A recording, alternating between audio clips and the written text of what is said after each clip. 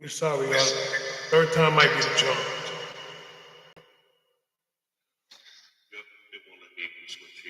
All right. So go ahead, go through your phone and then we come back. All right, y'all, listen, one more time for the house. Don't worry about it. That means it's gonna be real good. Come on back, y'all.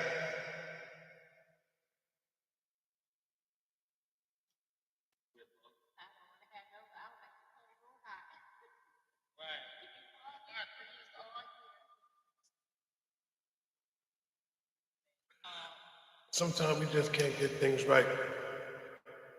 Whether in our relationship, in our marriage, whatever the case may be. I think sometimes people need to take time, so I think there's new solutions. When I feel that sometimes when you're about to argue with the person that you are with, or the person that you claim that you love, I think I need to take a time out, hold hands, and just be thankful. Just thank each other. Something different. Instead of going through that conflict when you know things are about to get hot, take a pause with each other, grab each other's hand, and just sit there and tell a person what you're thankful about. I think it'll change the atmosphere. A lot of times we sit and we complain about the person that we're with, and we get into arguments over petty stuff. I think that should even cause a break, or should make you really feel it. I think that we just be stuck in our ways and stuck in our own minds, that we don't take the time out to just sit back and be like, baby, I apologize. So let me hold your hand, and let me just say this to you. Sweetheart, I'm thankful. I'm glad that I have your life. I'm thankful for all the things that you do to me and for me. And I think that can go a long way between both parties. If both people, not just the man, but she as well has to want to initiate all that same contact that you have.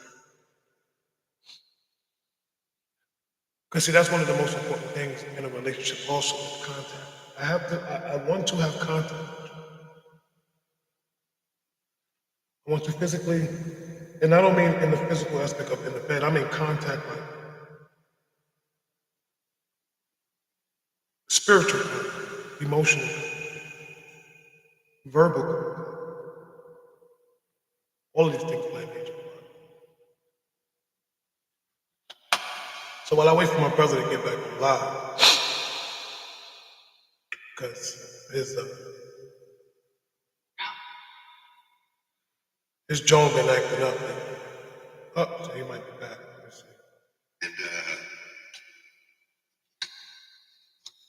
And it's in the steam room, I think,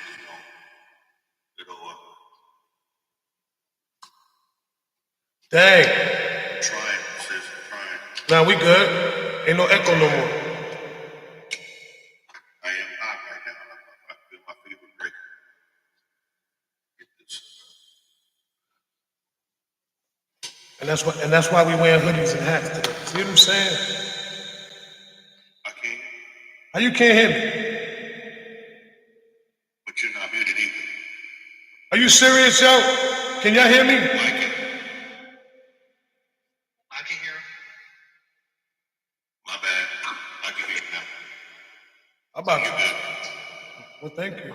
Well, anyway, like I was saying, that's why we wearing hoodies on today. You know what I'm saying? I'm trying to stay warm. I'm trying to stay warm for you, bro. Man, boy, tell you, it's been a couple of days. It's all right though. Like, remember I told you earlier, it's the storm before the calm, baby. We all gonna go through some storms, but it's the aftermath. You know what I mean?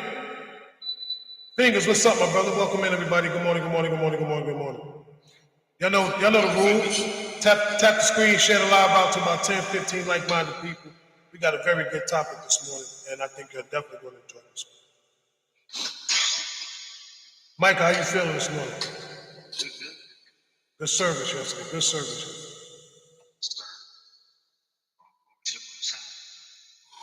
Indeed. Yes, sir. Welcome in, everybody. Another episode of Forward Focus here. We got a good one. We got a good topic today.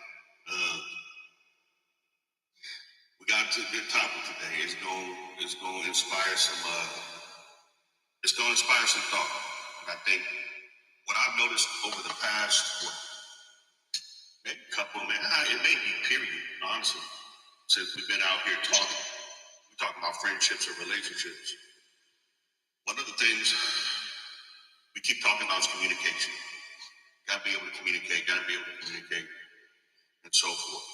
I think one of the things that we are now need to move towards, now that we beat this communication piece over the head, making sure that we can try to empathize with each other and go back and forth with conflict resolution, right? Conflict resolution. You're in an argument with somebody, and how are we managing that, right? And or why is it so difficult, and how can we get better at it? Because what I see is we struggle at managing. We really do. And the reason we struggle managing is because we struggle managing our emotions in the heat of the moment.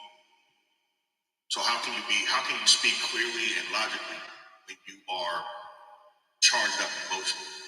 So it takes a certain level of emotional intelligence to be able to kind of regulate those emotions in that moment, right? And then it also takes even stronger emotional intelligence to be able to manage it after the fact when those feelings are still lingering, right? So what can we do on the front end to try to really focus on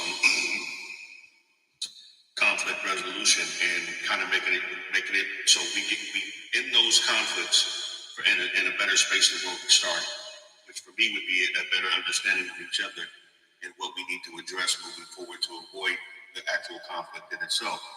So that's what the first thing I want to talk about today is why is it hard? Why do you guys think conflict resolution is hard or difficult for a lot of people? Because everybody want to be right. No, nobody wants to lose. It's the winner. It's either the woman or the man at that moment, depending on the topic or the situation to the other person. If I'm bringing you, say for instance, if I got an issue with you, if I'm the one that started, so I'm coming to you, and I'm like, in my mind, I'm already with my emotion, everything, feeling that you should hear what I gotta say, and just agree with what I'm telling you, so that way we don't have to come back to this situation. I'm not building in my head that you might, be like, wait a minute. You know what I'm saying? I didn't hear you because of your emotion, the way that you bring it to me. I don't hear you. You see what I'm saying? So it's like, there's always that person that's usually wanting to start the conversation with the disagreement. It's usually the one that wants to be the winner. When the other person is actually trying to hear it and going, okay, well, let's come up with a solution. But there's always that one that's like, I gotta be right. I gotta be right. Let me give you some pushback.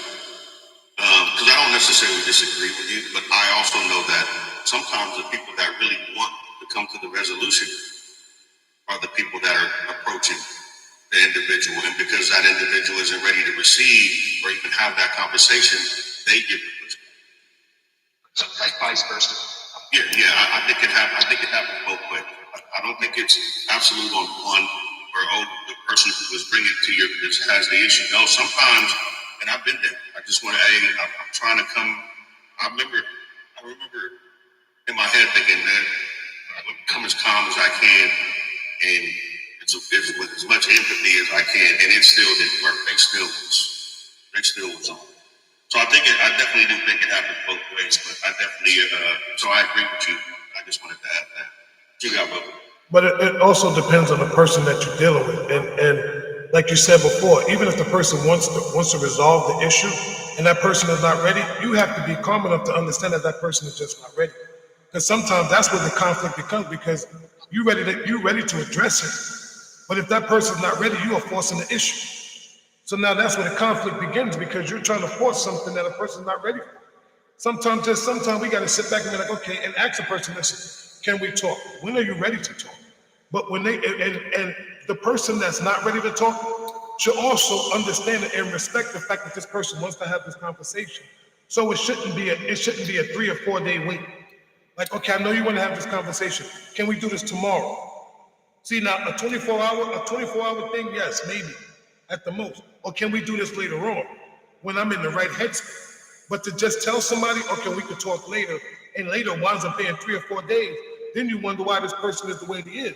Because they've been waiting to talk to you, but you've been pushing it.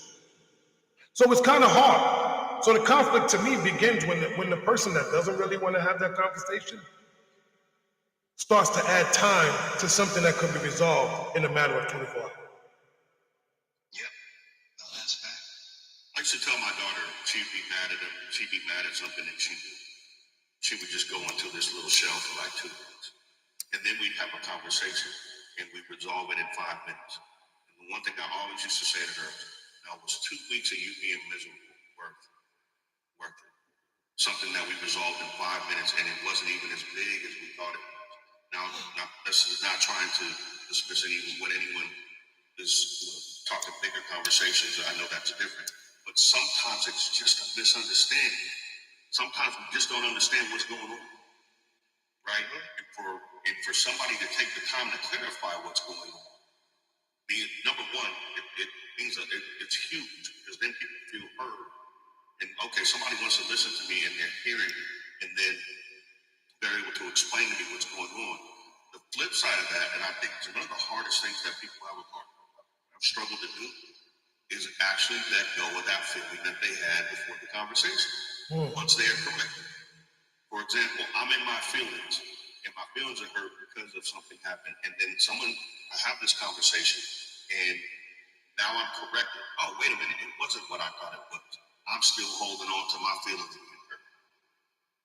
And I feel like sometimes that's why it's so important to me to be mindful of how you're moving when you're in that heightened sensitive emotion, because sometimes you got to hold on to those feelings of being hurt, because how you behaved when you were feeling that way was unacceptable. And you got to still justify it, even though you've been proven, even though it's been explained to you, and you should be in a better space, and y'all should be moving on. No, now we have to talk about your behavior, how you handle it, how you were moving. People have a hard, let me tell you, man, accountability, people have a hard time with accountability. It's people will blame you for stuff that they did. In a second, it's like that Hector projector. People project onto you some of their insecurities and some of their faults. Have you ever been in a conversation with somebody, or you've been around someone and you was like, what did they talk about? I don't know that. Yeah.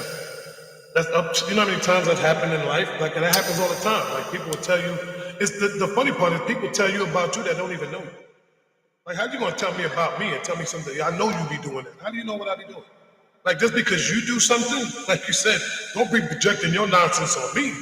And that's what you do, bro. That's not what I do. If you decide to deal with 50 women, come on, bro, you do the same thing. I might do 25, but I don't do 50. You know what I'm saying? You know what I'm saying? But it's the thing of, here's the funny part. Like, it's something that you said, bro. If you mad for 14 days, 2 weeks, and something that we can resolve in 5 minutes, then sometimes you got to even ask your partner, like, do I really know the person that I'm with? Because at the same time, if it takes you that long and I don't even realize it, like, we should know each other to the point where it's like, look, I know when she's ready to talk, I know when she's ready to not to talk, I know when he's ready to talk, I know when he's ready to not to talk. You see what I'm saying? That's knowing your person. And I say that to say this: if you're in a relationship or a marriage and it's to the point where your person can't read you and doesn't know when you're ready to talk or when you are ready to talk, then y'all need to go back to that. You need to go back and keep trying to learn each other a little bit more. Because there's always a time and place for you and that person to have that conversation. So, you know what, man, I think it's even deeper than knowing that person. Because, a lot of people know their people and choose not to honor the boundaries that they set. So it's more than just knowing the person. It is knowing the person and honoring the individual's space and how they like to communicate. Because sometimes we just be, I don't care how they feel. I know this is going to be upsetting right now, but I don't, because I got to say what I got to say. I got to get it off my chest. Sometimes it's not always the right time. So just as important as it is to know the individual, it's also important to understand, to honor that person and how they communicate, so you can get the best out of it. But I just want to ask a question. Just to I don't know. It just could just be me. In a marriage, should there be boundaries in your marriage? It's like if we're one, why am I setting boundaries for a person if we're supposed to be one? Because that means I'm setting boundaries for myself. I mean, I'm just trying to figure it out. Because it's like in a relationship, yes, I'm setting boundaries in a relationship. If I'm dating with a purpose, I'm setting boundaries. You see what I'm saying? But once we get married, do I still have to stick to those boundaries that I set? Or do I have to make new boundaries in my marriage? But why do I have to make boundaries in my marriage? I mean, this, like I said, it's a question. No, I think my thought on that is that's actually a great question. Um, and I guess I'm not married, but I'm going to tell you from a single person standpoint how I feel about that. I feel like that we should all be growing individually, right? Even in a relationship or even in a marriage, I feel like we should all be growing individually. I think there's a space where we come together in the middle, within where we grow together. But we should all three should be growing together, right? So you as an individual, me and you should never want to not lose your individuality in a marriage, but you understand how to be independent with that in your marriage or in your relationship. And so I think you as individuals can pour into the relationship or the marriage if you guys grow together within that. And I think it takes, I know a lot of people say they lose themselves, and I don't know, I don't know the right answer for it. I'm just saying I feel like people should be always maintain a certain level of individuality, because I think that's what keeps us unique and authentic. And if we can't do that, we lose ourselves in 100% into something. I think we risk losing a portion of who we are. So what is the balance? You know what I'm saying? I mean, in a marriage or a relationship, I think it's important for men to take time to do stuff that's for them. Like, for example, I like golfing. Maybe if someone I'm dating likes to, go out and, have girls or do brunch, things like that. I think we need to find a way to be able to maintain our individuality while being interdependent with each other. And I think that's my story. I'm gonna stick to it. No, and I respect that. I don't think I don't think that we lose our individuality in a marriage. I think we just grow. It's the same that I'm going to always be me, but we're just growing together. That's all it is. Like, you still have things that you like to do. And I believe that if the person that you're with, it's not that she compromises, but she understands who you are, because these are things that you express. Like, listen, I like to do this, I like to do that. She likes to do this, she likes to do that. And there's nothing wrong with it. You know what I'm saying? So you don't really truly lose yourself. You're just gaining another person, and you're just changing certain things within you to fit within that man, to make things fit. I don't think, like, for me, I never lost who I am.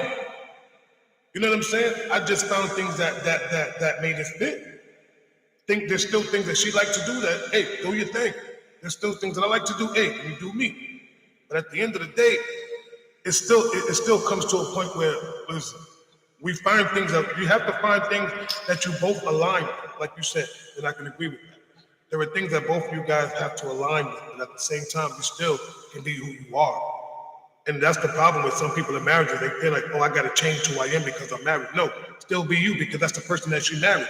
She married you. She didn't marry somebody. You see what I'm saying? That's the individuality that I'm talking about. Right. That's what I'm saying. We got to maintain it, right? But I think at the same time, we also have to be pouring into the relationship. That's why people think it gets easier. I don't feel like marriage is easier. I feel like you got to start putting in more work at that time. Number one, you're trying to maintain a sense of self and grow yourself and grow in a marriage, right? So how can I be better as an individual to show up better for my wife? And so that requires, consistent communication, but it also, and when I bring it back, is managing conflict resolution in a manner that doesn't create so much distance between you for long periods of time. There should be, I saw something the other day, not the other day, this was a while ago, if I can remember it correctly, it said in marriages and relationships, there's going to be a period of connection, a period of break, and a period of repair. You said your goal is to be in that period of connection for as long as you possibly can before you have that quick period of break and quick period of repair. If that makes sense.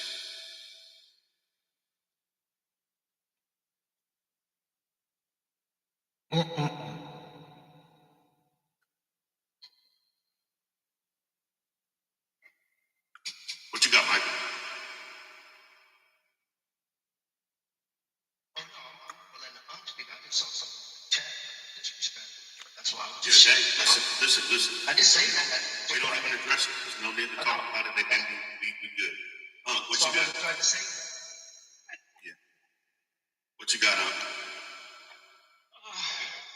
So let me just say this real quick, if I may. I think one of the things that's always important for me, and this is just something I do for myself, is always understanding, especially as it pertains to the question that was on the table and going back to what the topic is always understanding what's the definition of the word we're talking about. We're talking about boundaries. We want to make sure we talk about, having our point of view, our understanding of it based on what the word actually means. And for me, it really, do I have boundaries in my relationship? Yeah. And everybody's got, for me, everybody in my family, from the wife on down. If you don't, I'm going to explain why I say that. Because let me say it this way. Because boundaries protects your time, it protects your energy, it protects your feelings and your well-being. So if we're not mindful of putting some kind of boundaries in place, I promise you, because we're human and the people we deal with every day are human, you will be in your feelings most of the time. So it's important that we put those boundaries in place. So that's just my take on that. But as it relates to tying that into conflict resolution, it is a ever evolving trade. It's something we need to be practicing and learning something every day, because the needle is always moving, the goalpost is always moving. Because one of the things I try to do is simply this, because I've tried going on my own, so I ain't too good at how I figure it out. Because I go from 0 to 100 real quick when I feel like I'm being misunderstood and not understood. So for me, I had to go. I said, okay, God, I'm really bad at this. One person, so I'm quick tempered. I had to figure out how to do this, because you don't want people not to engage or have conversations with people, because they feel like you at some point you're just gonna snap. So I had to learn to be quick to listen, slow to speak, and slow to anger. Now that sounds real simple, but that in practicality, when that brain is triggering and it's firing off to tell you where logic shut down, you just want to respond on impulse. You have to tell yourself, okay, let me listen to what they're saying, even if I don't agree. Even if you have to listen to yourself, hey, bring it in a notch. So I have to be quick to listen to what myself or the person talking, slow to speak, because really don't say nothing, because you should be just listening, and slow to anger. Because here's the thing, a lot of people think you're out of pocket for being angry. No, being angry is okay. It's what you do. I can be angry about something that's happened to me or something that's been done to me, but it's how I respond to what's being done to me. And if I'm not doing it in a simple nature, I'm good. I can tell you I didn't like what you said, how you said it.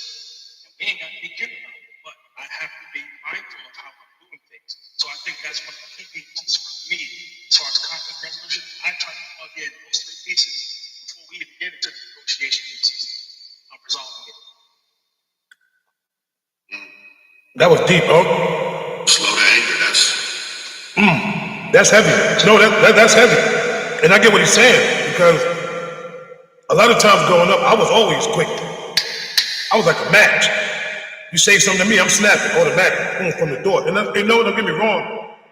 Even right now, to this day, I'm still like that to a certain extent. It depends. I'm a work in progress of myself. I know I'm quick tempered.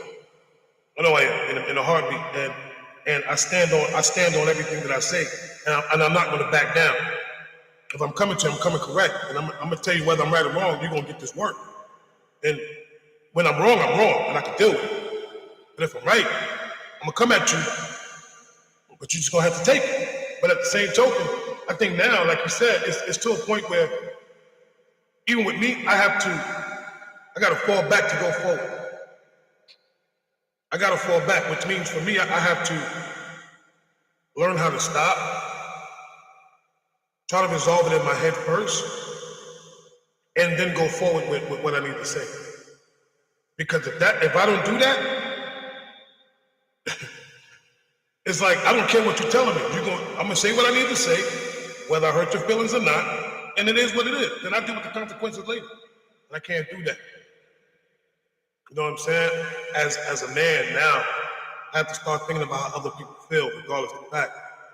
And a lot of times people do that, but they don't care about other people's feelings. But as a man, especially when it's coming to any type of woman, whatever the case may be, I have to worry about how that woman feels, regardless. Because it's not my job to hurt any woman to me. Well, Whether she, real quick before you go, I'm going to say this. I say this to people all the time. When someone says, "Hey, that's just me," you got to deal with it. No, we don't got to deal with it. That's the point. The reality of it, nobody got to deal with it. You know what I'm saying? It's up to us as individuals to be able to make ourselves digestible without conversation, right? If we want to continue to throw people off, and just continue to understand that people are going to continue to leave and keep you at arm's distance. The thing is that we should be here to connect with people. We're not here to push people away. So what ends up happening is some of the mechanisms that we've used that have helped us as we were growing up, as we become men and better communicators. Sometimes those things we have to unlearn, right? Got to unlearn those things because, and especially the crazy thing about it is, women and children are the people that teach us that. For men, it's not men. No, it's women and children. It's how our kids respond to us and how the women that we care about respond to us. That's what inspires us to be able to say, wait a minute, I need to switch up. Because I remember, real quick, yelling at my son one day before school. And I was legit, and I didn't yell at him, but I talked to him very stern. Goes to school, has a horrible day. And I remember when he got out of the car, I remember thinking, I'm never going to do that again. I can't do that. I can't send him into this world feeling down already. Goes to school, has a horrible day. His mom calls me after. She says, "Hey, Dom had a bad day today." I'm like, I know he did. It's my bad. I didn't set him up for success. I didn't set him up for success. How we connect, how we decide we want to interact with individuals when in times of conflict is going to tell us our percentage of possible percentage of successful rating, right? And it comes down to making sure that we're delivering messages that are digestible, people can hear and understand, because they already don't want to hear it.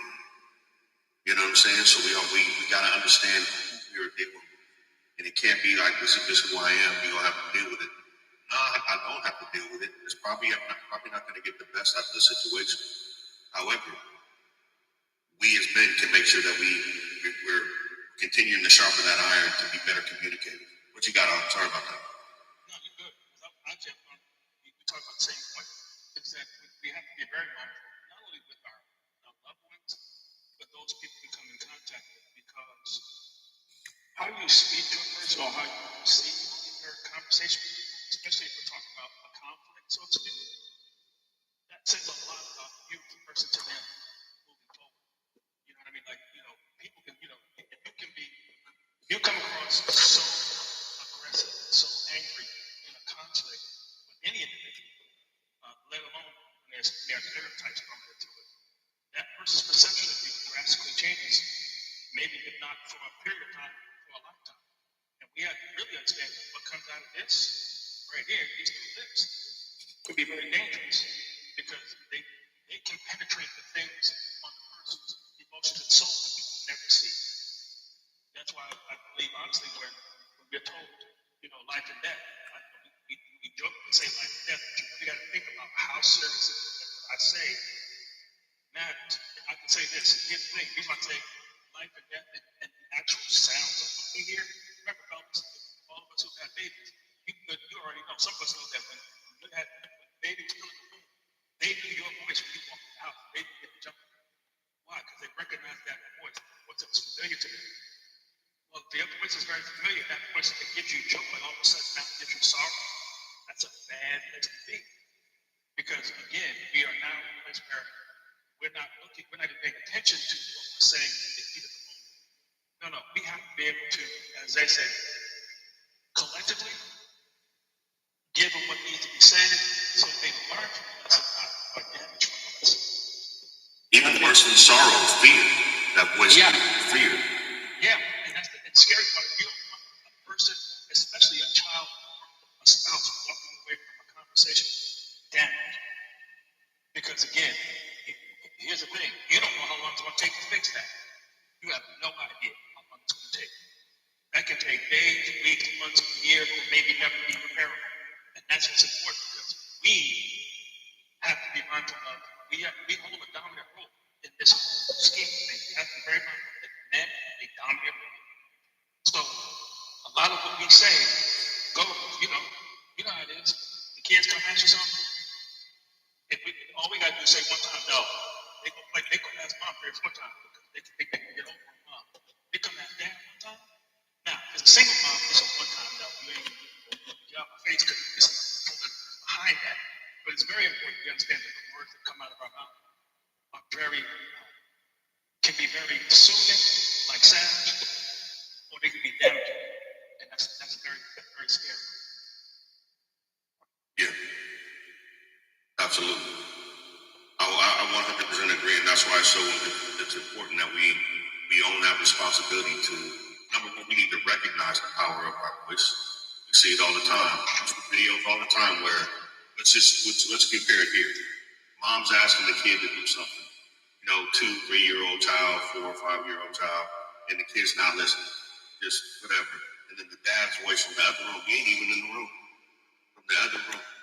Get in the bed. Next thing you know, that kid stop crying, get in that bed, and lay down real quick.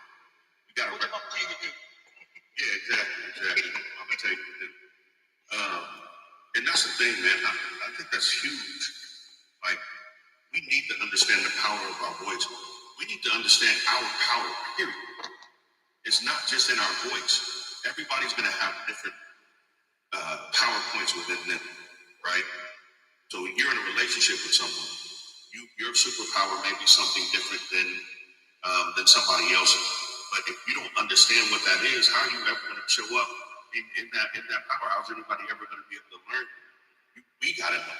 And then that also comes back to understanding who we are. So we have to be in alignment with who we are and our purpose. If we're not in alignment with who we are and our purpose, there's no way we're going to be able to understand what our superpower is. And we can't show up that way.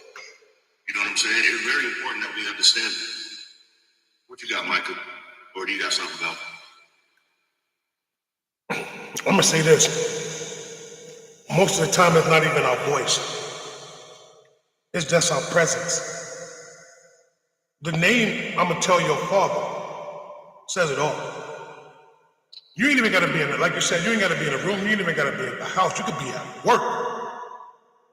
I say that to say this. It was times with my daughter. She used to do something. She would do something. Her mother would just call me, put her on the phone. And I'd be like, hello, and she'd start crying, just from hello. Because she knew. Me being a father, I only yelled at my daughter one time, and it made me feel bad, but I had to. Did I really have to? No. Never did. I can't say I had to. I did it because I got too emotional. And that was the first time I was ever really upset with her. But come to find out, I was upset for all the wrong things because, whole nother story. But it was one of those feelings like, this is my baby girl. I can't have, if I don't want to yell at her or raise my voice, I damn sure don't want another man to do it. So that's something I didn't want to project to her. But even to this day, she even reminded me, like a couple of weeks ago, she was like, Dad, I remember the first time you yelled at me. I was like, I did? And she broke it down. I'm like, Dad, she broke it down. I'm like, I did that, my bad? Sometimes we don't realize some things that we do. We don't truly understand the power that we have. Because we can't see it, but we think that we don't, but we do. Especially when it comes to our loved ones. I'm laying there. Yeah, Michael, you got it. Sure. This is deep because, I went through a divorce. And in that process, the communication with my own kids, saying something, right? Because side is looking, trying to balance everything out, figure everything out. Okay, we're no longer in this situation. Okay, we're not in a relationship. But as far as my children, we're together. This is us. I'm gonna do whatever I gotta do to your father and do the things that I gotta do. Process because you have two individuals, you have one individual that's like, let's just come to a simple solution.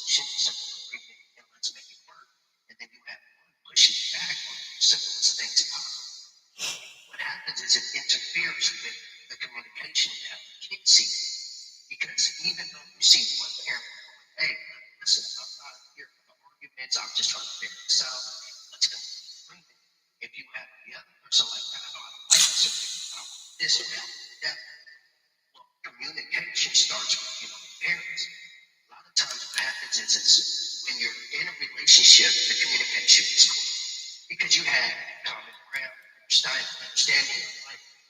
But what happens is since the alignment is no longer there, protection is no longer there, all of that is the communication in that relationship. Once it's gone, now there's friction because the person that you're no longer with still wants to have it the way it was when you were with them, but it's no longer there. So the emotions now overrides the actual logic in the situation, and then now one person is stuck in an emotion instead of now the communication is all jacked up. So my children are affected by it because I'm over here trying to tell them I'm here for you, regardless of being a mom, I'm gonna be a father, X, Y, Z. But you got a mother telling the children your father don't want to be in your life because your father's doing this, X, Y, Z. So now my children, because my dad didn't love me, X, Y, So I had to reroute the way I would be if I was their age. How would I compute what they're going through? Like, how would I perceive this? So instead of me being stuck in my emotion and thinking my children are love, right? They don't want to communicate with me and all these different things. I have to understand, wow, they're in a whole different environment. They're in a whole different way of communicating. I'm not there present physically, so I can't cause corrective right then and there. So I have to take it from a distance and go, okay, listen, I have to be consistent and still being as a father. I still have to be consistent in my communication. So that way they understand at the end of the day, when I speak to my father, me and him are good. I know where he's coming from. I know how he's approaching things. I know he's not trying to go back and forth with my mom. That's why he's back doing X, Y, Z. Okay, I get where my father's coming from. But it's a process. So communication is key. You gotta get out of your emotion. Because a lot of things it's so taken up in the aspect of emotion and not the logic or the solution. And all that you're trying to do, it's just a solution. Gotta stay out of the emotion. Can I address something, if you don't mind? You may, because I was gonna, because I'm go ahead. No, go ahead. You the host. You sure? Yeah, you think that. So two things. Be mindful. Number one, to the great points, Micah. It doesn't. It's not just a marriage; it's a relationship I've been through with myself. Right now, how things happen when we decide to walk away, or that in relationship, it's a manifestation of what was already happening, of what was going on during the relationship. Right. That's why there's no smooth transition. It was rocky. I think a lot of times we feel that, just because I'm there, the kids don't feel it. Kids feel it. I promise you, kids know when things ain't right at home. They know it's not whether you're there or you're not there. Now, weaponizing children, well, let me back up. So, when it's time to walk away and a man wants to communicate, someone in the chat said, now a man wants to communicate. And of course we do. Because now it's not about you. Now it's about our kids. Well, absolutely we want to communicate. We should very well want to communicate and have respectful conversation and about our children and how we're going to raise them. I seen, and it's happened to me, I have a great co-parenting relationship now. But in the very beginning, absolutely my children were used against me. They were weaponized again, absolutely. You know, the only thing that I could do, and I would suggest to anybody, is you just stay consistent. You stay consistent. You got to fight. That's going to be one of the hardest fights of your life. But you got to fight. You got to fight for the time. You got to fight for the communication. You got to fight for that. Now, there's ways to do it easy. A lot of times we don't go. If they go, a lot of times when we go to the courthouse, and we don't. We just sit there and like, okay, this is what it is. You gotta fight the same fight. And if you want to be in your kids' lives, you gotta make sure that you're making the right decisions and making the right and doing the right things for them, because that's what it's all about. What happens is that a lot of times the person that's hurt in the relationship, whether it's the man or the woman, they can't get past the hurt. So when you're trying to talk about, okay, what's right for the kids, they're still talking about, I'm mad. They still mad because of what you did. Like, listen, I want to get the kids. Yeah, well, I bet you didn't want to get the kids. And come on, man. Let's just figure that out and let's make it happen. And it happens on my, men and women are guilty of making this process difficult. I will say that. But from a male's perspective, for somebody who's been through it, absolutely. I've seen somebody try to weaponize, and you know what? You're never gonna take my kids from me. I don't know what you think. It just wasn't gonna happen. That's what I'm That was like the indicator too. You know what though? I wanna go beyond children. I'm not even gonna put children in that whole conversation. I'm gonna take the children out of it. Here's the problem when a man is trying to communicate. Guess what? If this woman has already checked out, there's no communication. So yes, he's still trying, and he's still trying after, because that tells you how much that man loves you. But you have already checked out, and that is one of the hardest women to ever try to talk to. Is the woman that has already checked out the relationship. You already know that you're ready to leave. So you can't get upset when this man is trying to communicate with you and he's still trying to talk to you. But now you don't want to talk to him. So yeah, it's a big difference. Why do men try to communicate better? Because once we realize that that woman has checked out, that means we already know that we did something wrong in that relationship. We try to fix it because that's what we do. We want to fix the relationship. We don't want the relationship to end. We don't want y'all leaving. But the sad part about it is a lot of y'all women think that us men, that we don't care and that we want y'all to leave us. No, we don't. We would rather work it out, try to fix the situation, rectify it, even try to get ourselves correct, and which is crazy because it's like I'm going to fix me to make sure that I fit you, but you're going to still be the same person. So where's the change at in some of y'all women that be talking about these brothers? Oh man, you need to change your way. You need to do this, that, and things different. If I do things differently, are you doing the same to reciprocate that same emotional feeling for me? Got it, Unc, you got it. Hey, real quick, when I get dropped, I got you. Yeah, I got you. I love you. I was going to say, I think it's actually more of a, it's more damaging when a man checks out personally. Because, the reason I say that, it's not because it's, the big person in the picture. It's really because, again, the whole, the entire makeup of the family, it basically revolves around men. So here's the thing, when the man literally shut down, has no interest in what's going on, not only does he unfortunately shut down his significant other, he also, unaware, shuts down in front of his kids. That's why I say the kids are getting it. And not only does he shut down in front of his kids, if they're in the house together, kids are still at home, you are now shutting down from work too. Because you actually get involved in that. That's what's that's a dangerous to me. Because now people are taking on roles and responsibilities that they weren't designed to do. So if you're not doing it, what do you think? She's gonna pick up the slack when she likes it or not. The woman's not gonna just sit there and do something undone. It's just not real.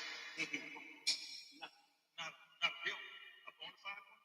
She's gonna pick up the slack and do what needs to be done, even if it's not her fault. And that's the thing. You put undue pressure. If you check out, that automatically creates a, and that's a place where we need to be very mindful that we have to be in a situation where we say, okay, I have exhausted every means to salvage this relationship in some point you need peace of mind. But you need to also be mindful of how to gracefully walk away from it. A lot of times I'm out. And that's just our ignorance. I'm out. Not thinking about who's involved, what's involved. Just I'm out. And that can have a effect. Is it possible? Is it even possible to gracefully exit? Right? There's no such thing as a graceful exit. Somebody that's somebody who's determined to try to make it work. Okay, let me put it this way. Honestly speaking, I want to say truthfully speaking, yes. But here's the thing. The question is, it goes back to what I said before. We have to be mindful of where we are in the relationship. A lot of times, again, we talk about conflict resolution. What is the biggest thing about conflict resolution? What is the biggest component? It is our feelings, our egos have been bruised. So we're not even trying to rationally think about it. So yes, I've seen plenty of people I actually admire. I've seen people literally when in a bad situation and I'm like, were they arguing? Or just having a conversation? Because the dude was so low key with it. Like, okay, was I being reprimanded, chastised, or what? Based on how this person was talking. And that's how they were all the time. So can you gracefully walk out gracefully. Remember, grace doesn't mean it's pretty. It means you didn't show your behind. I always believe that. When you walk out, I'm gracefully back out of this. You're not saying it's going to be cute. That means you ain't showing your tail while you're backing out. You're saying, listen, I can choose to do something else. I'm gonna choose to just, you know, we're gonna have a difference of opinion. I'm gonna do this. I'm gonna let you do what you do. And see, here's the thing. All you can do is that at some point, because you know, everybody hears a story, that they understand you as a person, and that's why I said your character's got to speak for you. Everybody got a version of the story. And a lot of times they ain't in your favor.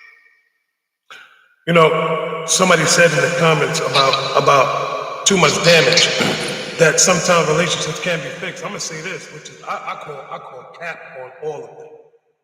Every relationship can be fixed if two people are willing to work to fix it. Cannot take one person to fix the relationship. So if you don't want to fix the relationship, that's all on you. But that does not mean it's because there's too much damage that it can't not be fixed. We have the mindset where we can change our minds and do things differently towards one another. But it's the fact that we really choose to be like that, or we just like the way it is. See, when it comes to relationships or a relationship or marriage, all of the there's not how much damage can a person truly cause. The only damage is that a person truly causes because you allow the damage to happen. But if you see it happening, you have the capability to tell that person, "Hey, I'm not comfortable with this. I'm not comfortable with that."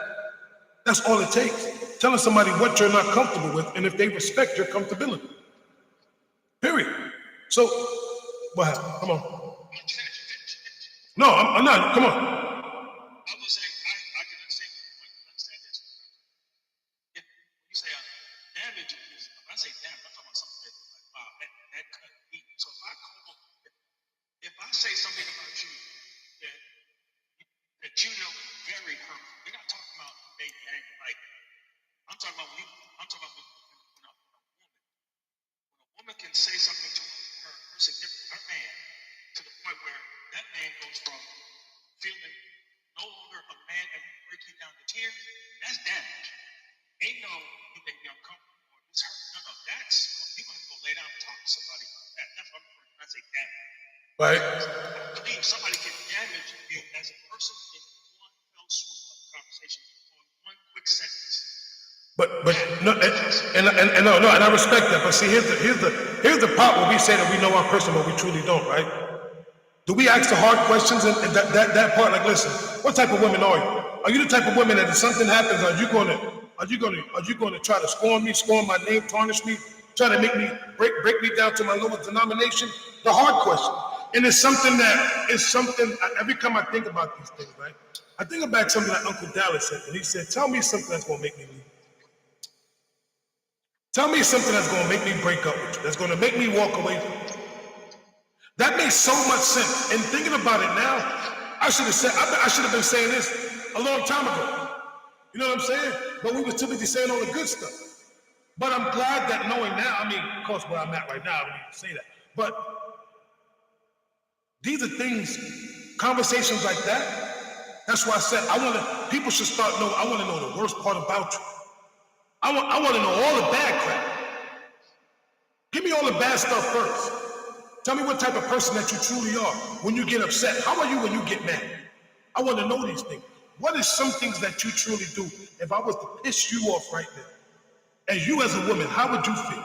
Tell me these things. This is what men should be asking. Because you know why? Because you get to know that side of that person. Because all the good stuff you're going to get regardless. But I want to know all that nasty crap. All that stuff that's deep inside your essence. That when I piss you off to all hostility, how you going to react? Then, from that point, as a man, you can make a decision if this is the type of woman I can deal with or not. I want to say simply this, and I hear what you're saying. I'm not even got no rebuttal. But here's what I can tell you is this. That's exactly what you're saying is an awesome thing to understand. However, let's on the flip side, we have to also take into account. We not only can we as men not ask that question, but some women can't ask that question either if we're not doing stuff like this. You have to see, in order for me to ask if you want the right answer, you got to ask the right questions. Now, I can ask you a question, and that answer means nothing to operate, how I move, and how you operate, how you move. So this is why we do. This is why these kind of conversations are important, because there are a lot of people who are not equipped to actually engage in hard questions that you should be asking or formulating in your mind about the person who you choose to be in a relationship with. Because here's the thing, as we say men hunt and women choose to accept the invitation. But once you decide to do that, now you are now in a relationship. You have to figure out what is this going to work for me or not. Right. It's no longer I'm the man in charge. No. Now it's both of us. Once we choose to be in a relationship, this is a street we both got to walk now. Okay, so how we going to operate? How we going to navigate? What is our rules of engagement? Because that's where it really gets ugly. Because if you don't do those things, then down the road something happens. Something sparks off. Somebody's having a bad day, and it may not happen with you. The reason why I say that, how many times we got our parents chewed out for not letting our significant other vent versus trying to fix it. But you know what though? So here's something that I came up with yesterday with mine. I told her, we was at brunch, and I told her, I said, I think we should start doing something different.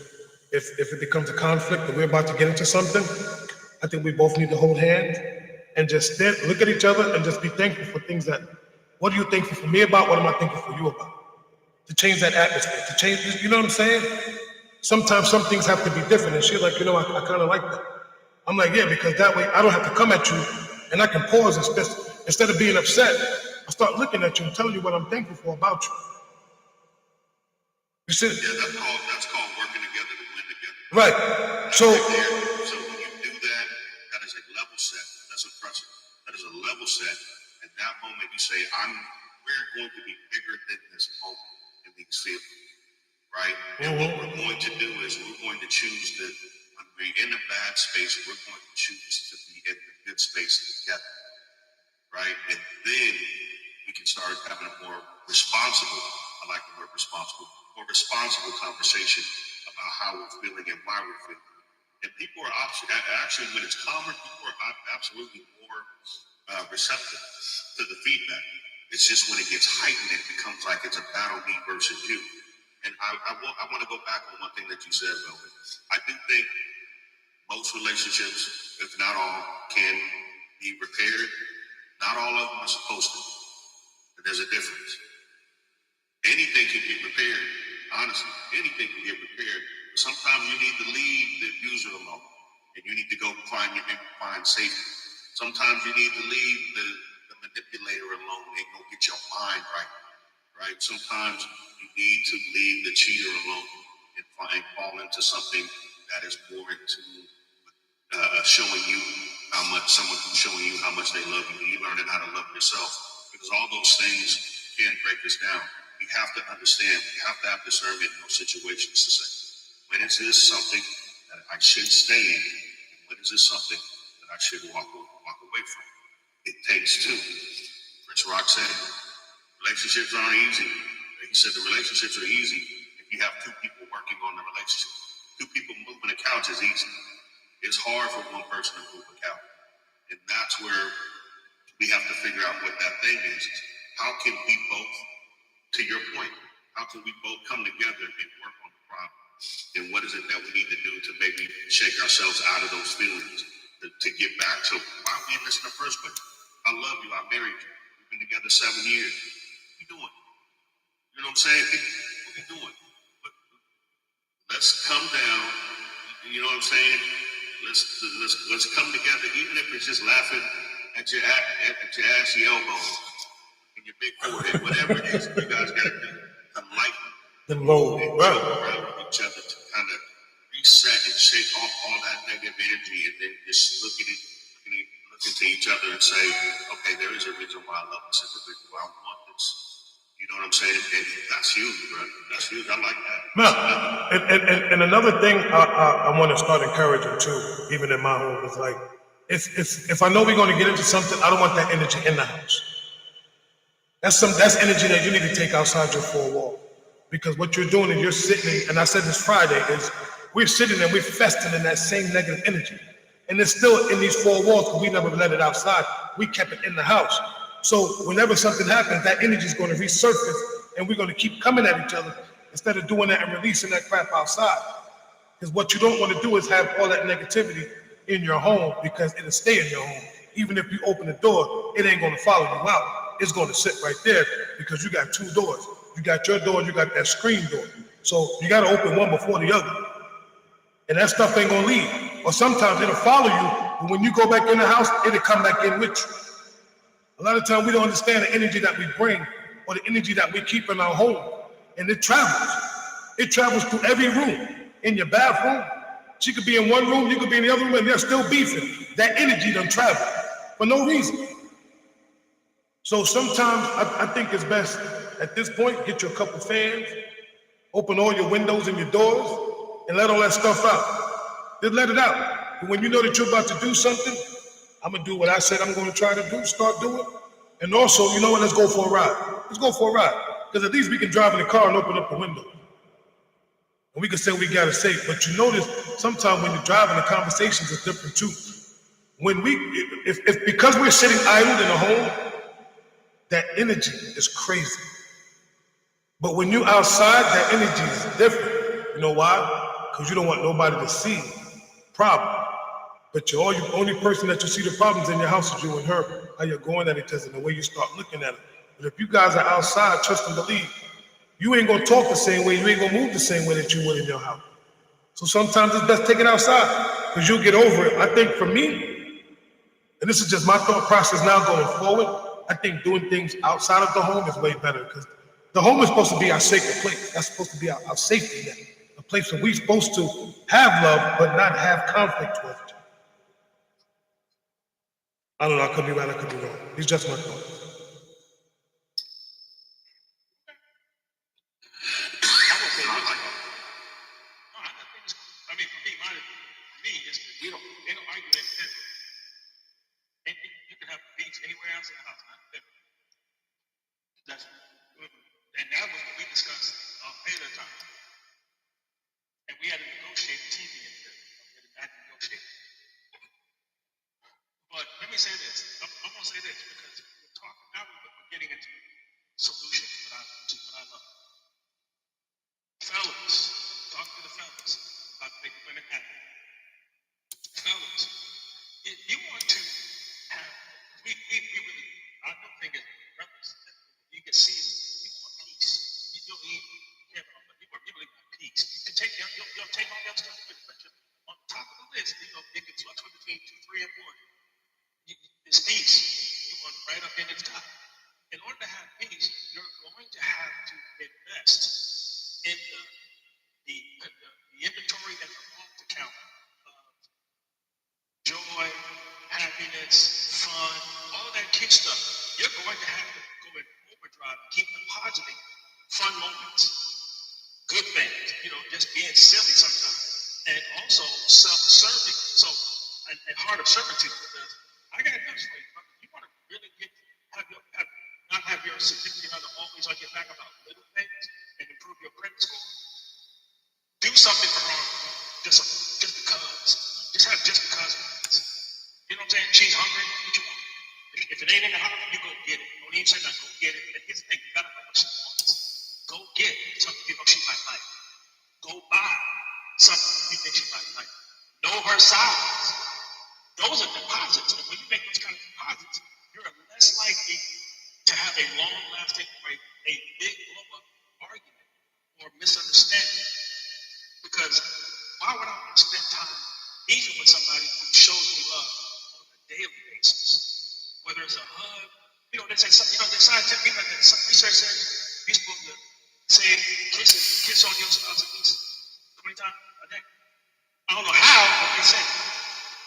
But here's the thing: if you get close to it, let's say you get 10 of them and about 20, I love you. You can text them. You can send her a voice. You can grab your phone and send her a voice. Love you. Do whatever you gotta do. But I think it's very important that we as men make more deposits of the fun stuff, so that all they think about, well, girl, he crazy, he funny. You want, and here's the thing: then you don't have to think it when things are not good, and you're innocent. There's grace and room for when you have those moments to feel better. better about the relationship. Because now it's easier to fix things because y'all really don't want to be in that place of arguing anyway. See, if you're used to arguing, guess what? You can take up a pitch of tent and live there. That ain't where we're supposed to live. We're supposed to be living in a place of peace and joy. And the only way you do that is you have to invest in that before it happens. Like your bank account.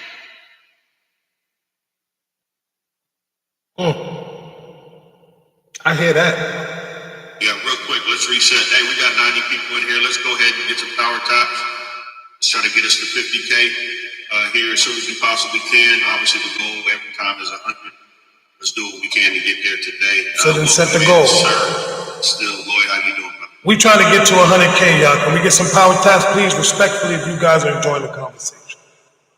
Respectfully. We ain't doing 50. We going straight 100. Respectfully, y'all. Thank y'all. We appreciate y'all.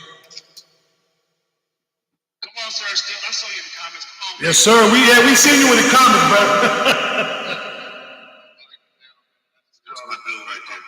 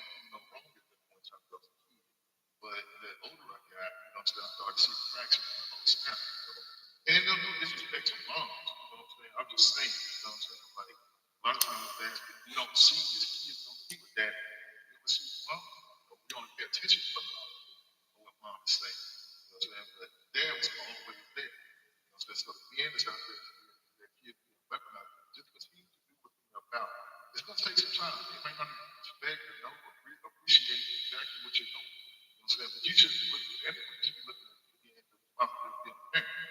You know what I'm saying? And change the end. You like, bro, you go. And like I said, I got to split chest on my chest, and as I think, so shall I be. Somebody to come. So control your thoughts, control your emotions, control your actions, and everything will work out. Like I said, work out fine, but it will work out. I'll land that. Yeah, that's powerful, brother. I used to call that clean living. I call that clean living. When you're doing the right things happen for you.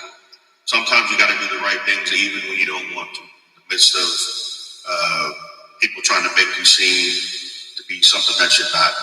Always do the right thing, because the universe always going to reciprocate that energy for you. And it just takes a minute. It may not happen immediately, but I promise you, it always comes back to you. And you'll know in those moments, you'll be like, yep, this is exactly why I maintain that consistency and that composure in that moment right there, in that moment right there.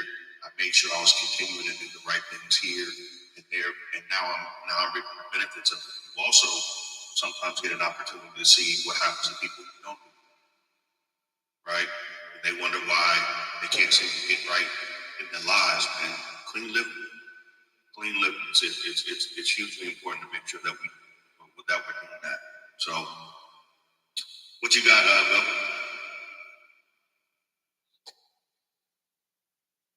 Oh, nah, I was chilling. I was just sitting here listening.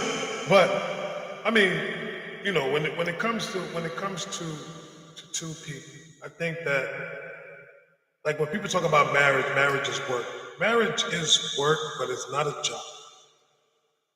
And sometimes people walk into their marriages like as if it's a job. Like you suck. I didn't fill out no job application when I wanted to marry her. I chose to marry a woman because I fell in love with her. And that's what happened. That part. The falling in love turns into I just love her. No, you have to keep that as a man. That's the most important part, because you fell in love with her enough to marry her. So you have to keep that I'm still in love with you. Sometimes you still got to fall back in love with the person that you're with, because it's easy to marry somebody and fall in love, but sometimes you fall out of love and don't even realize it. Don't even realize it. You like that. How the heck I fall out of love? Because you know why? Because when you're just so used to doing your own things and you forget about the person that you once fell in love with. We don't realize it. But sometimes a lot of us men don't even realize that we have fallen out of love with the woman that we're with, because we got comfortable. We got too comfortable. And sometimes you got to go back, and I believe, like, even for me, I'm just thinking now, sometimes we even got to go back to where it all started, how it all began. Let's have those conversations that we used to have before when I first met you. I know women do too, Ty, but I'm talking about men right now. I'm speaking for brother. I'm speaking for women. Want to speak for women, go to She Moves the Room. One or two. You know what I'm saying?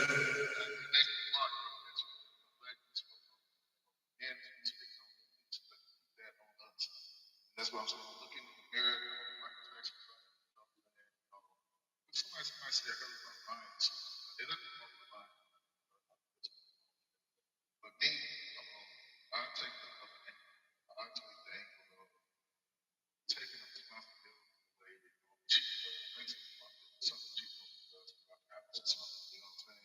Let my world, whatever it is, watching this. Like she has to be right? So we have been in the house. We took time to say, refrigerator, maybe I'm going to still eat quick or something. You know what I'm saying? So she came home, this was like Brazilian wax. You know what I'm saying? Nah, but bro, I'm gonna say that I love that you said that, because even for me, like this weekend, how can I put this in the best way? I did things that I normally wouldn't do, that I felt was uncomfortable, and I made my uncomfortable comfortable. And I made sure, and I had to make sure that my partner, that she was comfortable as well. Because I know me, she knows me, and she, you know, certain things the way I may be. But at the same time, I had to get over myself and put myself in the position of like, look, whatever you need, I got you. Like, It was me stepping out of my comfort zone to be uncomfortable, to make myself comfortable. And a lot of times, us men, when we comfortable with something, we don't want to step out of our comfort zone. But it's okay to step out of your comfort zone to make yourself uncomfortable, to be comfortable. Because my comfort didn't come from me, it came from her, which was weird. And the fact that it was like, I appreciate you, thank you, this, that, the third. I wasn't doing it for acknowledgement. I was doing it because, hey, if I'm a helpman, I'm going to help you. And sometimes it's nothing that can happen overnight, but it's the fact that, look, I'm trying to do something different than just, nah, you got it. Nah, because it ain't a you, it's a we. So if I can be there just to support you, even though I may not be doing nothing, but I'm just there to support you, to me that's important.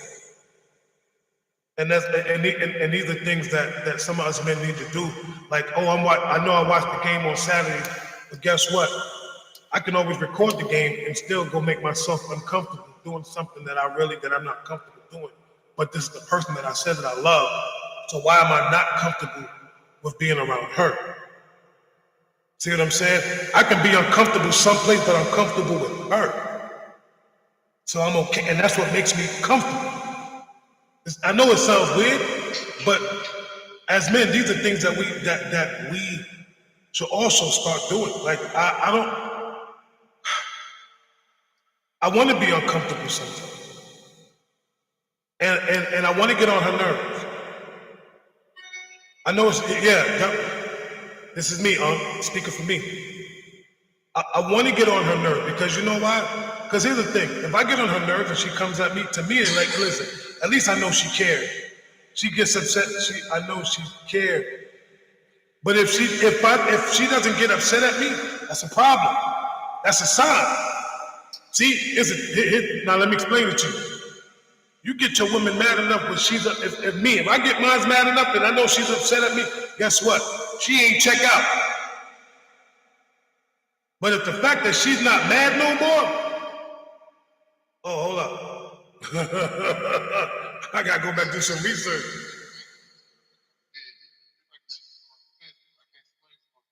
Listen, I'm going for the gusto. But we gotta look at it that way. If your woman if you get her upset and she don't care that you got her mad, bro, you gotta check that. Hold up. You know what I mean? I ain't talking about she already tight. See, that's what I'm talking about. So I know she ain't check out. But that's it. What you say? I ain't say nothing.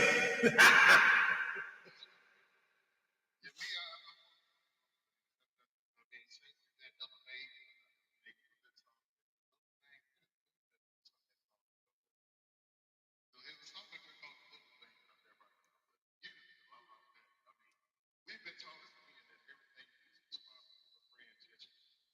And that's just not it. You know what I'm saying? We can't if everything you do is grand gestures, I don't know.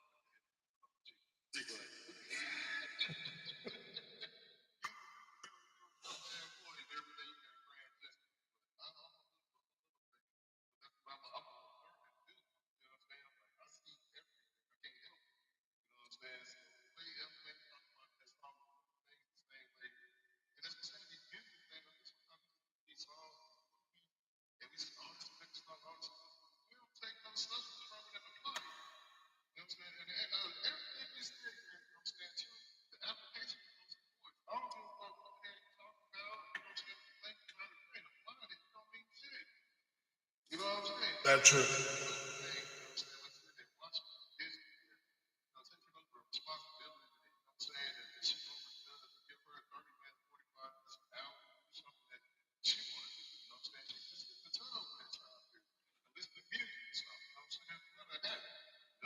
No,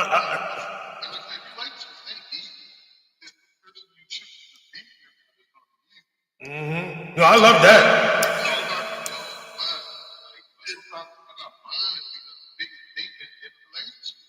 You know what I'm saying? Yeah, my thought is this. Ray Lewis said this. He said, greatness is a lot of little things done well. And I added consistent, right? So greatness is a lot of little things done well and consistent. And you don't need the grand gesture if you're showing up every day the way you're supposed to, doing the little things every day. The grand gesture to me is smoking beer.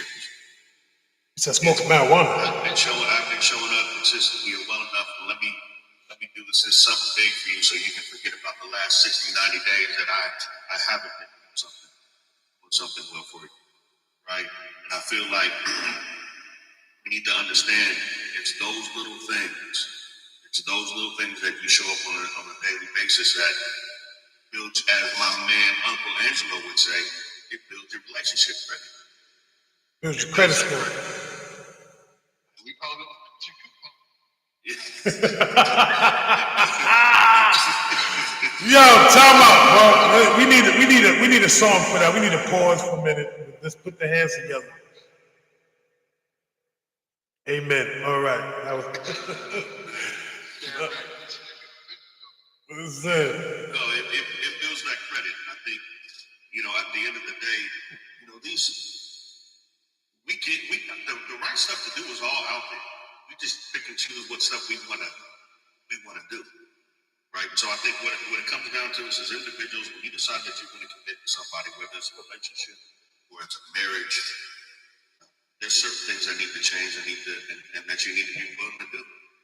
But bro, It can't be one-sided, man. Nobody can carry a whole relationship by themselves. They'll be miserable.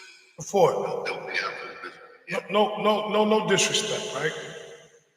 But when you said sometimes we do the little things, and some of the women don't even recognize the little things that we do. They always so expecting the big thing. Ooh, did I say that by mistake? No, I'm gonna keep it a buck. Sometimes, just sometimes, and I'm not speaking for every woman, so if it don't apply, let it fly. Sometimes a man can do the smallest, unshake your head. I don't care. You know me. I'm gonna say what I'm gonna say when I'm gonna say. I'm like, bro, why you got those soft Because I'm Velvet Jones, and that's what I do. At the end of the day, we gotta call a spade a spade. Sometimes they don't appreciate the little things. I'm not saying all, but if we're gonna talk about one thing, if we men, we gotta keep it a buck, bro. Sometimes we could do the smallest gestures and doing it, and they don't even realize it, nor do they see it, so nor do they accept it. For me, that happens. Also, you can't expect to do this one time and think like we said earlier, consistent. You know what I'm saying? I mean, if you're doing little things, like I said, house, you live in too, so what's up? Right. But if you don't do it right, because see, sometimes you can want to do something and it's not done the way that they do. So then they be like, move, let me just do it. But I'm trying to do something different, but you're not allowing me because it's not done your way. But you see, that's where the problem becomes in, because if it's not done your way, then it ain't done right. But maybe my way can be right to me and you don't accept my way. You only want things your way. So is that not a little selfish act on your person's part?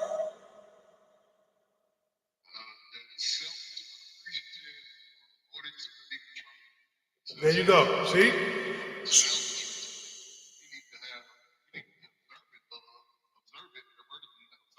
observant, Right. So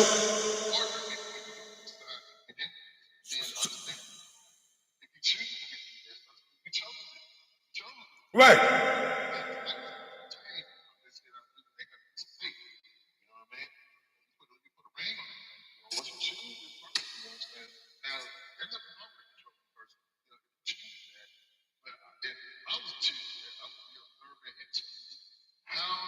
What can I do to stay to counteract that? You know what I'm saying? Like everybody has a trick. You got something that counteract that. You know what I'm saying?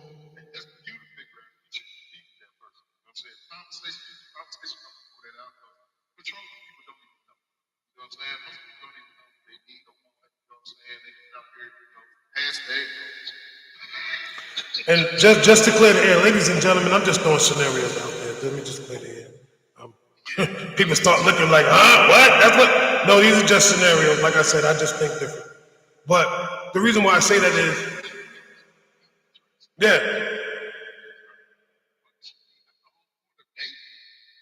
with a purpose.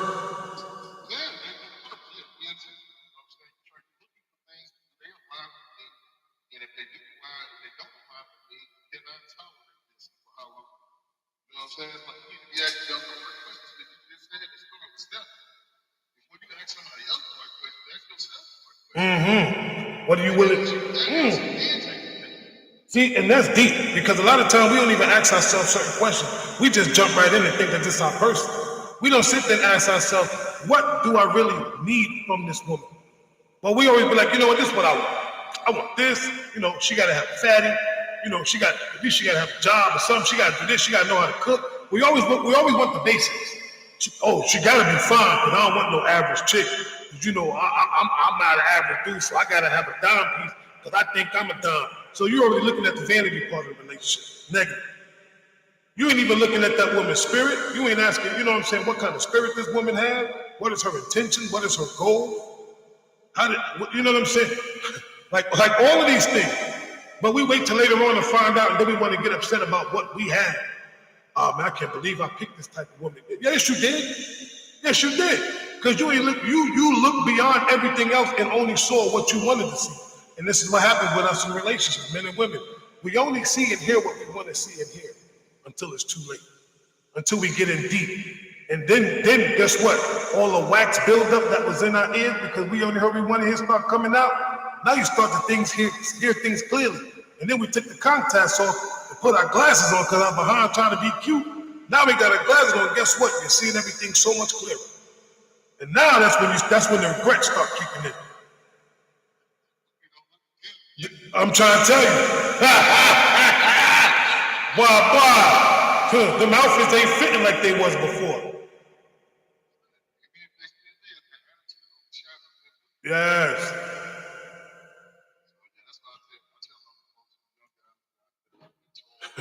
For laughing.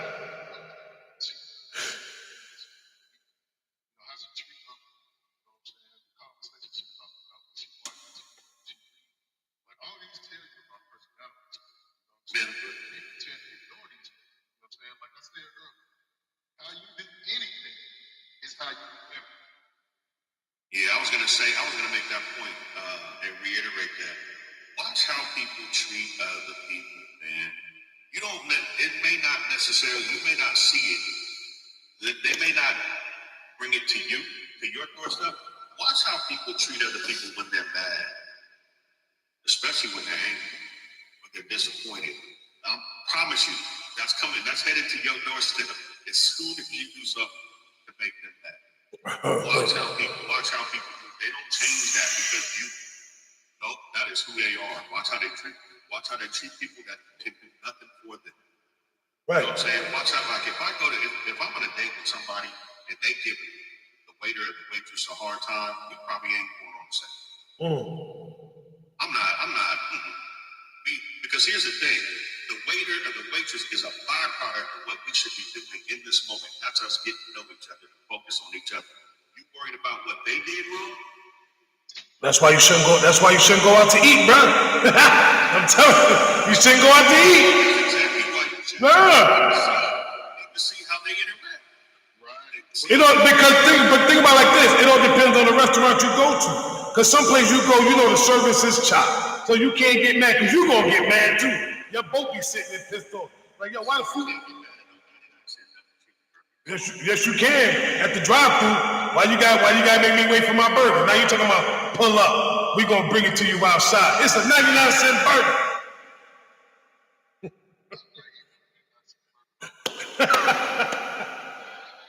But I mean, we gotta think about it though. And you right on that. But also, we also gotta think about where we're going. Because if you know certain restaurants, you know the service is trash. Let's just be real. You go to IHOP, service is trash.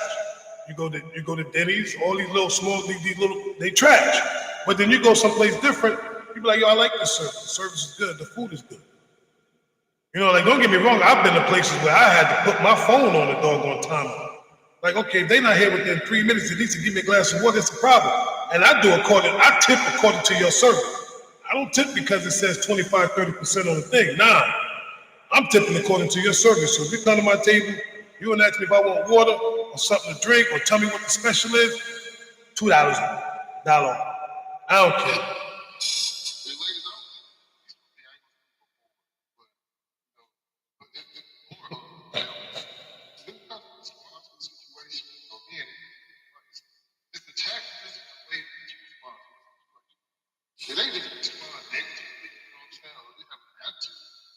saying? But how important is your attitude?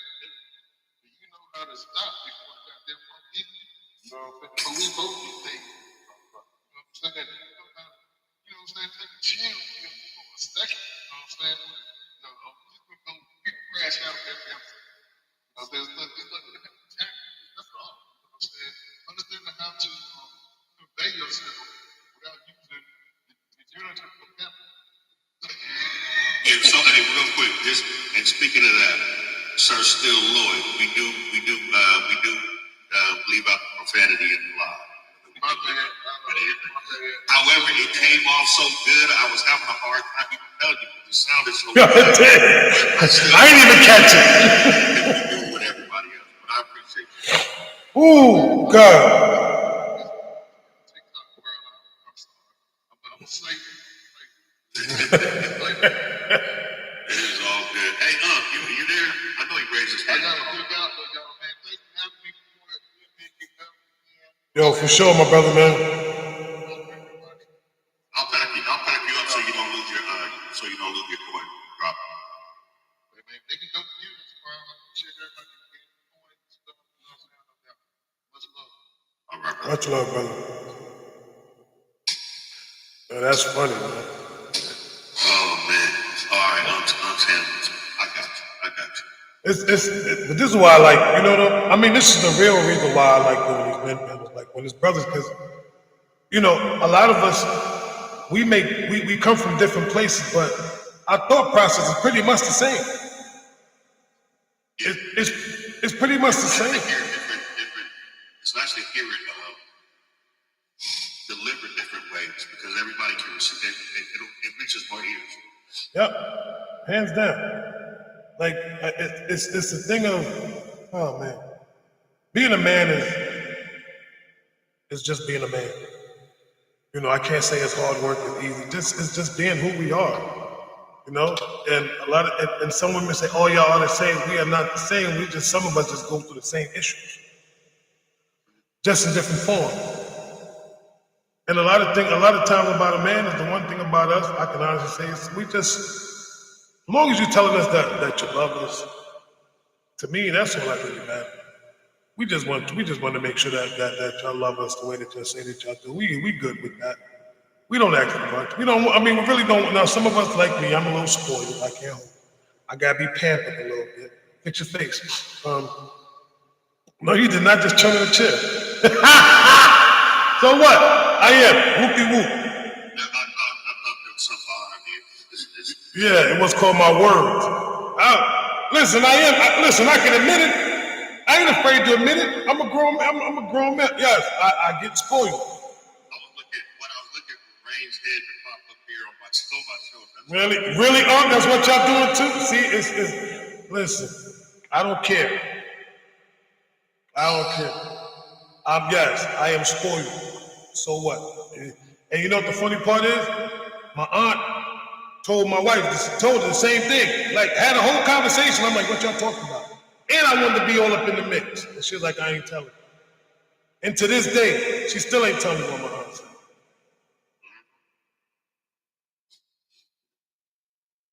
Child, that boy was spoiled. You better get your patience together. That's right. Better get your patience together. But you know what, though? It's all good. At least, you know, a lot of times brothers don't like to admit who they truly are. I mean, I ain't got no problem with it. At this point, at this age, I'm like, I don't care. But I'm still trying to work, still working on myself. Regardless of the fact, there's no way in the world a man can say that he's settled.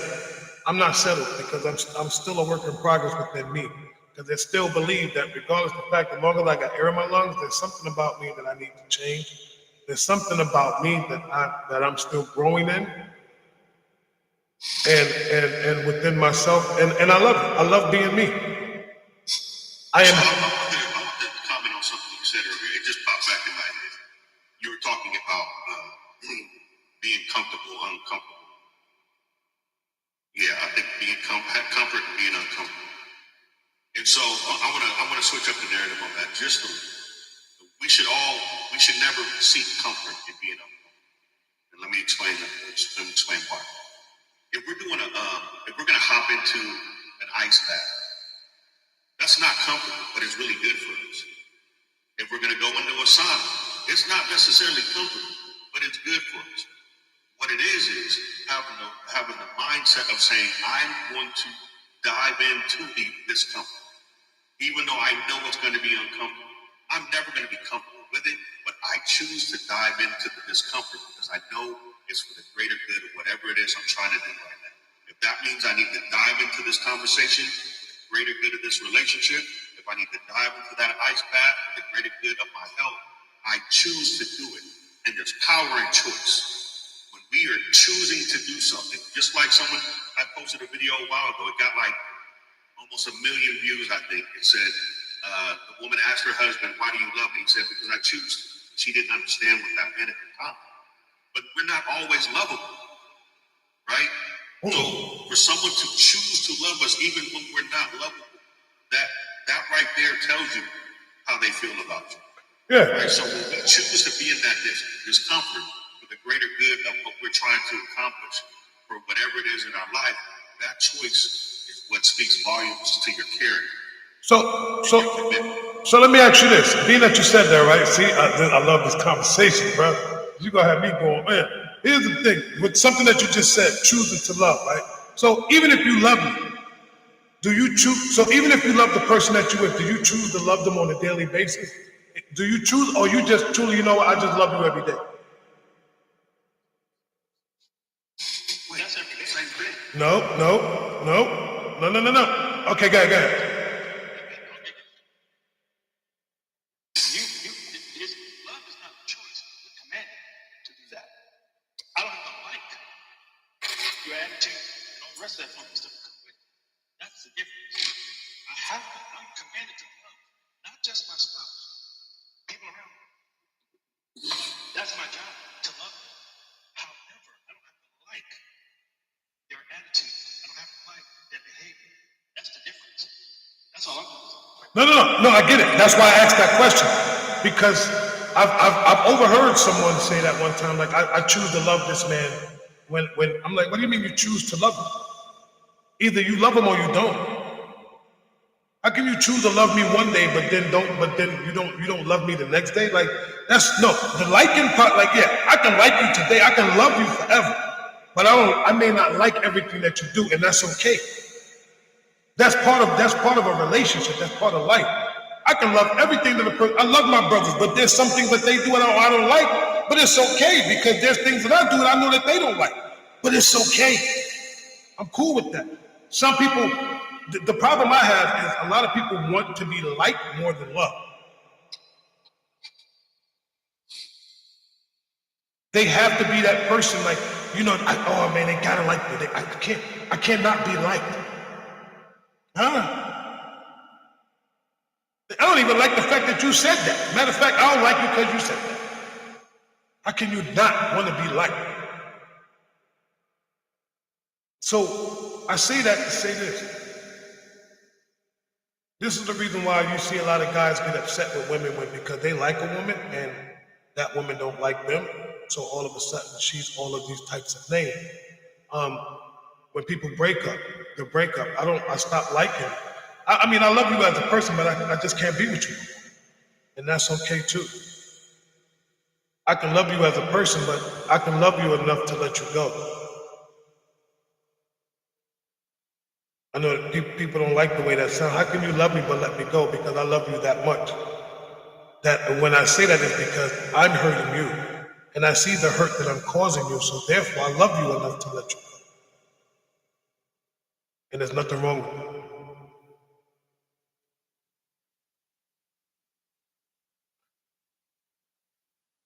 Are you going to have me stand here for the next 15 minutes, keep talking? Because, you know, I can keep going, try not to.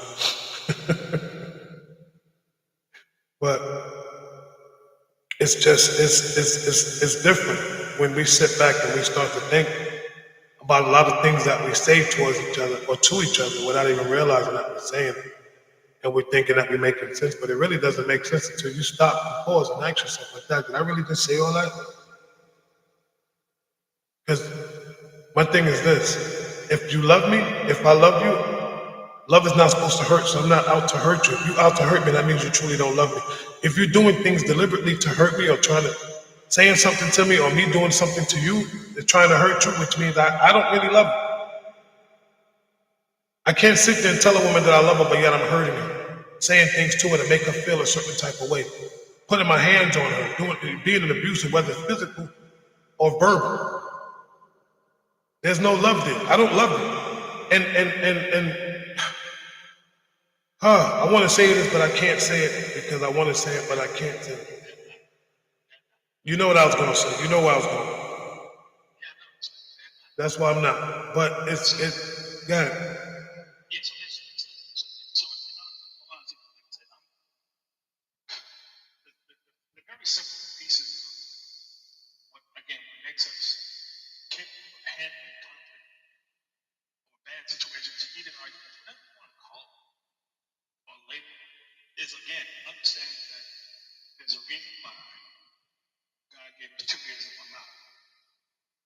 And we jokingly say that, but that's a real conversation. We have 2 ears to listen, and you should be listening, as I'm sure you've said or you've heard, to understand the person who's talking. And it takes a mature person to stop and listen before responding to emotions.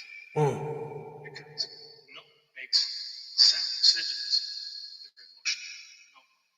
Even if there's a good emotion, you can be happy as long as you get out. You do not make sober decisions in your emotion. You have to be sober-minded. And that means you got to take emotions out of it. Business people will tell you that. True business people do not make decisions as far as their business is concerned on emotions. And understand this. If it helps you, go look at it as a business transaction. Because your family is your first business. What's going to be the best thing for you and your family, more specifically, in your relationship? Is it what adaptation for you to win? Or is it what adaptation for you to be, for there to be an understanding and a resolution? Now that's easier said than done in the heat of the moment. But it's more important to be concerned in that relationship, that's the business. And the business of that relationship is the relationship. So treat it as such. Is it more important for you to be winning your point, or is it more important to have a resolution and move on in peace and in harmony, where everybody feels like, okay, you know what, you're right, I see this, X, Y, Z, we can move on from this, and we do better the next time. That's the real point. Is it winning or resolution? To that point, you have less, you're less likely to get into arguments or have conflict because you're not looking to have an argument. You're looking to say, you know what, you're right, you know what, and here's the thing, those people who do those kind of things are not trying to be right. They just want you to understand where you're coming from. And once you let people understand that, understand where you're coming from, a minute, and you don't have to necessarily agree, but understand where you're coming from, then guess what? Now we can move to a resolution. And then when we get to the resolution, we walk away without, if anything, minimal injuries or no injuries. When I say injuries, I'm referring to words that were said that you can't take back. Because once you say it, you can't take it back. It's out there. And it's going to do what you said it's going to do. So whatever word you said is hurtful, they're going to hurt. We don't know how much they hurt, but they're going to hurt. So we need to be mindful of what we're saying and how we say it. Don't be dismissive, even in gestures. But that's the important pieces of it. Is which one's more important? Winning because of your ego, or because you feel like you're a big person, you have the right. Even your option of your thought process is accurate. Is it more important for you to win or to be understood and come to a resolution that everyone can relate? No, bro. That's deep, but it's the truth though. It's like we gotta come to a common at this point. And I'm gonna say this, even at these big ages where some of us are, I mean, we should automatically know where we stand and where we at with each other. It shouldn't even be a thing of like this is something brand new to you. Like listen, I done been through so much with so many people. I should automatically know how to deal with situations at this point. Because if I'm at a certain age and I still don't know how to deal with this stuff and resolve issues, then that's a me problem. That is definitely a me problem. It's not even a her problem. It's a me problem because I'm still dealing with things as if I'm young-minded. I'm at a big age. I'm at an adult age where I should be automatically thinking of, listen, how can we resolve it instead of still trying to come at each other like we young? We ain't young no more. I mean, you ain't young. Once you get past 40, 50, something, you should automatically know how to resolve issues with the person that you're with. And gotta understand this too, sometimes, men and women. This is going to both of them. We don't all speak the same language. We may speak English, but we don't all speak the same language, meaning I may not, the way I handle conflicts and the way you handle conflicts is totally different. But we can come to a common ground. It doesn't always have to be your way because the way that the man is talking, oh, I don't like how you said this, and make me, come on, really, Mom? Like you know, you've been with me this long, you know how I talk. The same way I sit there, I may not like how you talk, but I'm going to sit and accept it because I accept you. If you accept the person, if you are accepting me and I'm accepting you for who you are, you need to accept me for who I am. Now, if you don't want to deal with it, you don't have to deal with it. That's the choice is yours. But at the same token, I'm at an age where, like, you know what, I understand the person that I'm with. So I know how it's going to go down. So me being the man that I am, I need to move a certain way. And as a woman, you know what I'm saying? Like, that's how people learn each other. Like, they should know each other. Like, you know what, look, once we go through the first time should be the lesson right there. Oh, I see how she deals with it. So now let's find a better way. That's when you and your woman need to sit down and have that listen, let's find the ways how we can deal with these conflicts together. Because obviously it's not working the way it's been working. That's the reason why I said what I said to mine. Like, look, let's do it this way. Let's try it this way. Just to see what happens. Instead of just feeling like we both attacking each other. Let's come together with love. Let's put the love in this whole conversation and see how it works out. Yeah, I have to agree with what's in things I saw listed in the chat. Um, Teresa was saying, what's one of the keywords, and everybody has a keyword for each year, but this is one that should be always constant and should be something we do on a daily basis. Be intentional. If you're intentional about the things that in your life, and I'm not talking about just your relationship, I'm talking about whatever it is that you do, be intentional. And since we're talking about relationships and how to operate in our relationship, whether it be work, whether it be home, social, doesn't matter. Be intentional. Have a plan in mind on how you want, again, we don't pay attention to it because, again, too many times things are going on, life is busy. You have the cares of life in work, the cares of life at home, and just the cares in your own head. If you don't have a game plan on how to properly process these things, what happens is this. You could walk around with a bad perception. And here's the thing, perceptions are somebody's reality. And that reality translates to how they deal with you. And here's the thing, you don't want to be dealt with a certain way. But guess what? You built the picture for them to look at. That's how they deal with you. There's a reason why people engage with certain people. It's what they deal with you. It's almost like it's anguish. Because their perception of you is problematic. Because of how you address things, you're not intentional about how you deal with people. And I'm sorry, you are intentional, but you're intentional in the wrong way. So you have to be mindful of that. Being mindful, when we talk about conflict resolution, be intentional about how you deal with it. And here's the thing, it takes practice. And here's the thing, it's not one size fits all.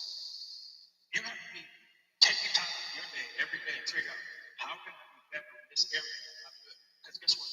We all get challenged by it every single day. The question is how you process it. Being a person on this planet doesn't have to come in contact with some kind of conflict. The reason why I say that is because sometimes, man, you ain't even got to start. Somebody can just look at you and not like you because, let me see, your skin color, your gender, the car you drive, how you dress, all those things they cause a conflict. And how we're talking about conflict resolution. You got to be ready to deal with it.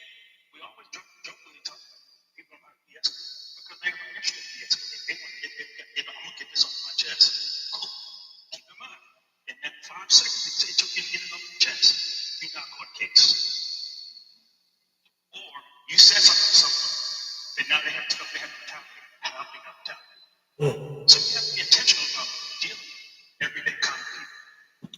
That's it. Man, that was deep, too deep. You know what? I think he closed the show for it. We at the 2 minute mark. Undid the damn thing. From now on, that's how you cook. It's well, that's the case. Let me, because I gotta get the concentrate on that. Let me go ahead and do my calls if you don't mind, host. Who you calling the host? The host. Oh, Host. Oh, really? You need to take that. Hey, you guys, let's do this. I appreciate y'all coming. I got a call about my son, so I got to take this. I know we're getting ready to wrap up anyway. yeah. So if we can just kind of pack everybody up, and then I'll sidebar y'all after. Okay. Great conversation, man. Great conversation. I apologize. I needed to end it. No. You got to do your thing. Your family come first, bro. All right, cool. Family come first. Pack me up. All right. Let me come first. All right. Let me up. All right.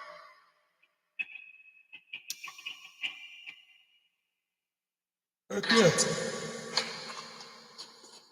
Why do you think the justice system came about? Because now they don't have slavery.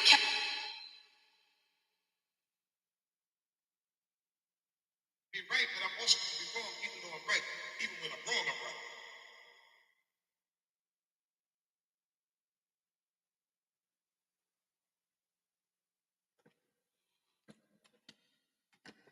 Yum. Actually, that's great.